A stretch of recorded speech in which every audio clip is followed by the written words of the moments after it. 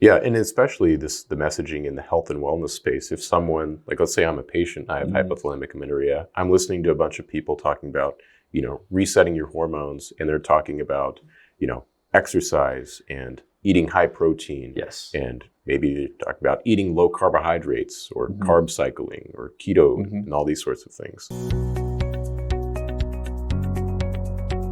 The next one is in adolescents and women with FHA. We recommend correcting the energy imbalance to improve HPO axis function. This often requires behavioral change. So that's, we agree with behavioral changes often. Lifestyle interventions are the most powerful interventions. Medications and supplements are just tools. And that starts with diet and lifestyle. So they talk about either increasing caloric consumption, improved nutrition, which is can be separate from caloric consumption, of course. You can have nutrient-dense foods and calorically dense foods.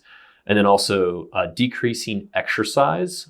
Perhaps they could also say decreasing caloric expenditure during exercise.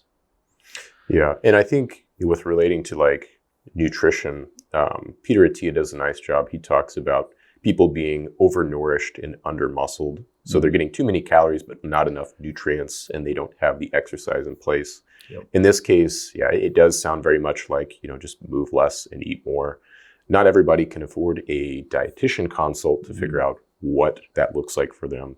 So I guess if you have, 15 minutes to kind of give a patient a pitch on, hey, this is likely going to be the best diet to improve your, energy intake, improve your leptin signaling.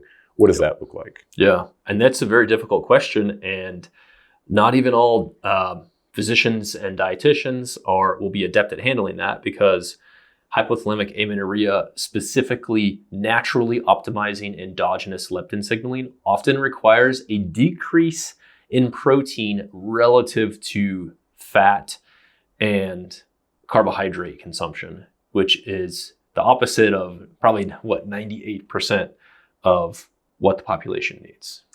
Yeah, and especially the messaging in the health and wellness space. If someone, like let's say I'm a patient, I have hypothalamic amenorrhea, I'm listening to a bunch of people talking about, resetting your hormones, and they're talking about, exercise and eating high protein. Yes. And maybe they talk about eating low carbohydrates or carb cycling or keto and all these sorts of things. But specifically for hypothalamic amenorrhea, you want to optimize, interestingly, probably not canola oil. That seems to have a specifically leptin decreasing effect. I don't know if there's a term for that. But in women, rapeseed oil or canola seed oil will decrease your leptin, which is the opposite of what you want. But things like saturated fats, monounsaturated fats are still pretty good choices.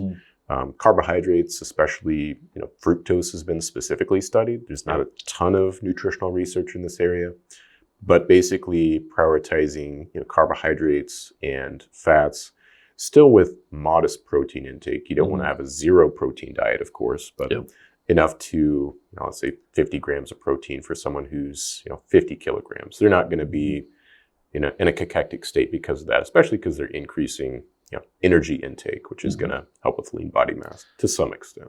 So a summary would be moderate carbohydrate, moderate fat with low canola oil, and moderate protein. Sounds like a pretty balanced approach, but everything in moderation. Yeah, I think a good clinical pearl here is that it would be easy to just recommend low carb, high fat, high protein, and that is not the best diet for most people with HA.